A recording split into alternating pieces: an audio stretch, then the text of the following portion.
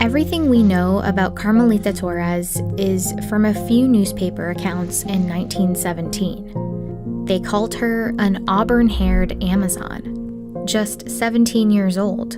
She led angry women in anti-American rioting and shut down the U.S.-Mexico border. But hidden within her story is something much bigger than a single riot. It's a story about American paranoia at the border, about a toxic campaign of disinfection and discrimination, and a U.S. practice that would go on to inspire Nazi scientists.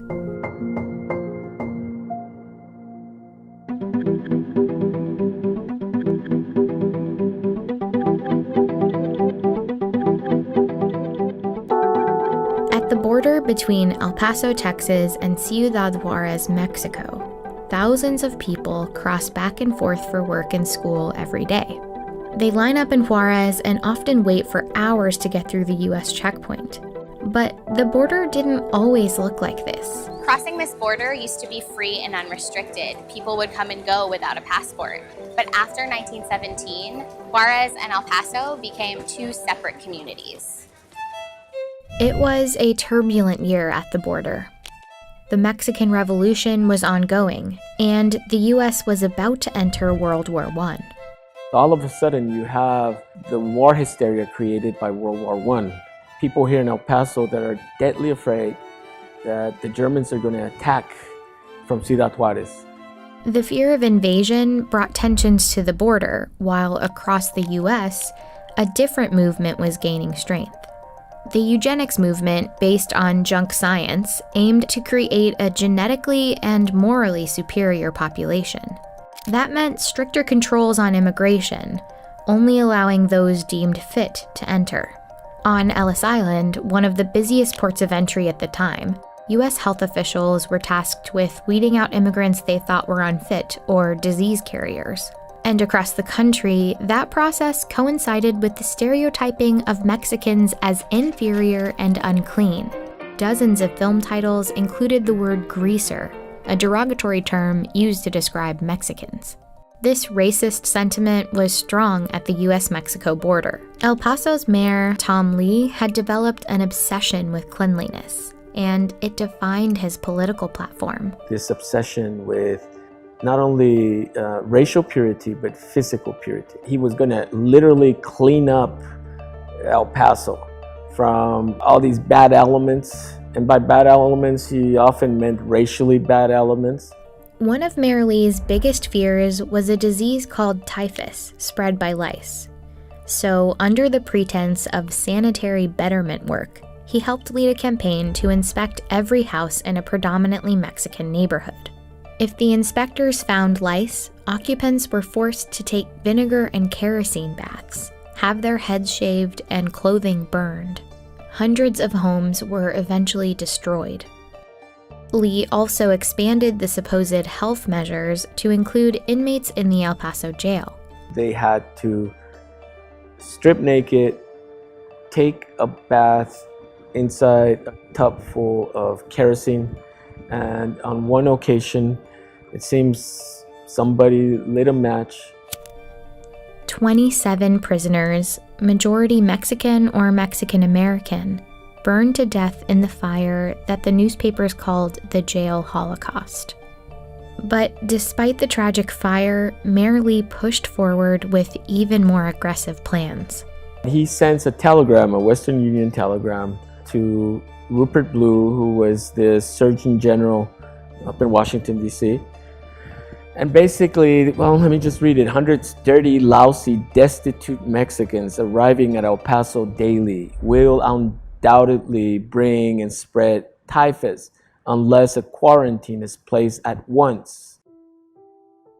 The government didn't agree to a full quarantine because evidence suggested that typhus wasn't a major threat in the area. But instead, they funded a new disinfection plant at the border in 1916. In this facility, every immigrant considered a second-class citizen had to strip naked. Their clothes were sent to a large steam dryer and then fumigated with toxic pesticides inside the gas room. An inspector would check each person's body, including private parts, for lice. If they found lice, immigrants would have to shave their head and body hair and bathe in a mix of kerosene and vinegar. Some even had their eyelids checked for things like pink eye, and many had to complete puzzles or simple IQ tests to prove that they were fit for entry. After this process, they'd receive a ticket as proof that they were disinfected, but they would need to go through this every 8 days in order to re-enter the US. So many people didn't speak about it. They didn't talk about this humiliating process, like they kind of internalized it. It's that psychology of shame. The toxic baths and dehumanizing inspections at the border set the stage for a revolt, led by the 17-year-old maid from Juarez who defied the order to bathe. Carmelita Torres I've compared her to the Rosa Parks of the border. In the morning of January 28th, 1917, there's this electric trolley full of mostly women that are crossing every day. She convinces the majority, if not all, the women in that trolley to just say no and to refuse. And they start a spontaneous protest. There are accounts that in addition to the humiliating delousing procedures, for women, there was also sexual humiliation. There were rumors that, when they entered the plant and then they were told to strip, officers were taking their photos and then posting them in bars. So I can't even imagine the kind of feeling, like the feelings of violation and the feelings of, outrage. She was called an instigator, a ringleader, but she was just a young woman that was just sick of the injustice, of the humiliation that other women had gone through. What started with just 200 protesters that morning slowly grew to a crowd of 2,000. Reporters said the scene reminded one of bees swarming. The hands of the feminine mob would claw at the tops of the passing cars. When the American officers tried to disperse the crowd, they were met with bottles, rocks, and insults. Protesters even laid down on the tracks in front of the trolley cars to create a blockade. They were joined by men in what's called the Bath Riots, and they shut down this border for 2 days. And then all you hear is that the ringleaders are arrested, and a few of the men are publicly executed. As for Carmelita Torres, it appears like she was thrown in prison, and as historians, we don't know what happened to her afterwards. We've lost every trace. The fumigations didn't stop after the riots. In 1917 alone, over 100,000 Mexicans were deloused at the border. That same year, an immigration law made border procedures even more rigid. Immigrants at all points of entry needed to have a passport, take a literacy test, and many would have to pay an $8 head tax. And later that year, the U.S. Public Health Service laid down instructions for border agents about who should be kept out of the country. Imbeciles, idiots, feeble-minded persons, physical defectives, persons afflicted with loathsome or dangerous contagious diseases. The discriminatory policies at the border resembled horrific events elsewhere in the world. In fact, while researching this, David stumbled upon a detail. The fumigation of Mexican immigrants wasn't just reminiscent of Nazi Germany, it was directly linked to it. It's not so much that the United States was copying Nazi Germany, it's the opposite. Nazi Germany was copying the United States. He found that in the 1920s, the US started using Zyklon B, an extremely poisonous acid gas, to fumigate clothing at the border. And in 1937, in a German pest science journal, a scientist called for the use of Zyklon B in Nazi disinfection chambers. He included 2 photos of El Paso's delousing chambers as an example of how effective Zyklon B had been at the US border to kill unwanted pests. The same scientist pushed to use it to disinfect concentration camps, and eventually, it was used in concentrated doses to murder millions of people. People, rightly so, say you can't compare what happened in Nazi Germany with other parts of the world. And that's true. In terms of Cyclone B, it was used on the border not to intentionally kill Mexican border crossers. But the history of something like the Holocaust doesn't take place in a vacuum. A few decades after the Bath riots, Mexico started sending men to work on U.S. farms and railroads as part of a new labor agreement called the Bracero Program. And through the program, the border disinfections continued.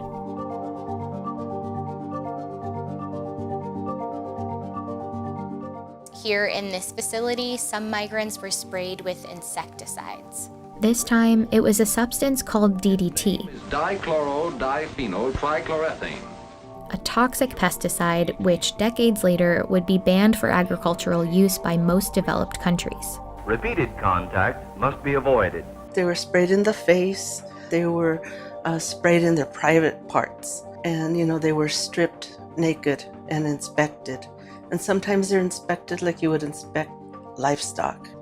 First-hand accounts from immigrants in the program reveal how little they knew about the fumigations.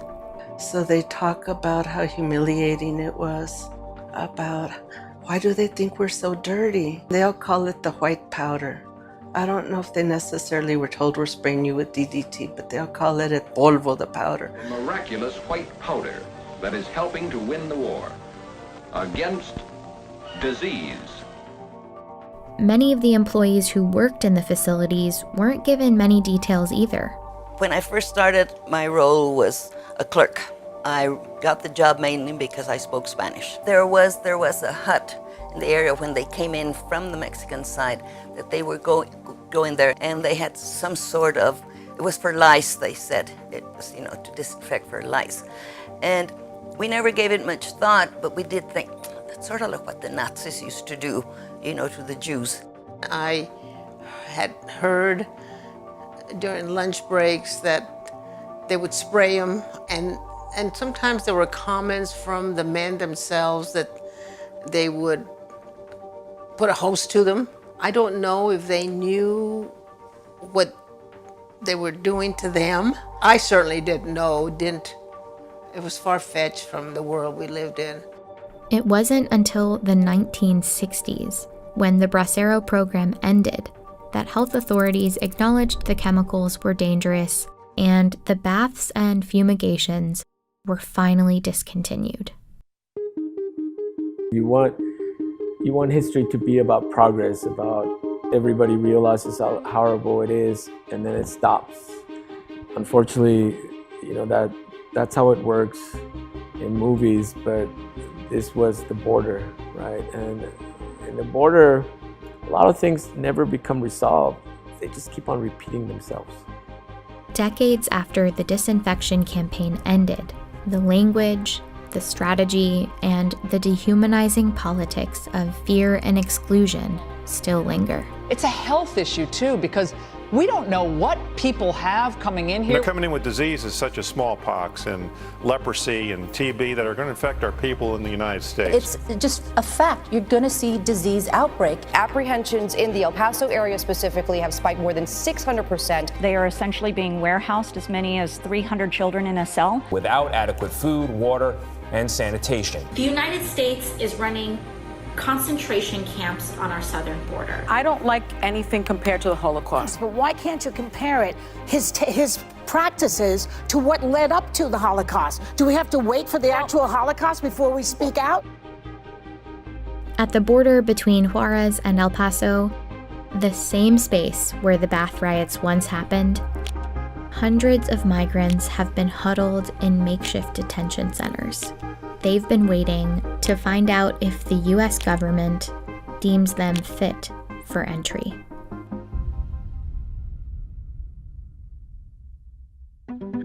As always, there's so much information that we couldn't fit in this video, but I wanted to leave you guys with one last bit of information from David Romo's book. So in 1918, the southern border region was hit with its worst epidemic in history. And it wasn't typhus, it was the Spanish flu. The best evidence we have suggests it was actually from Kansas, brought to the border by American soldiers.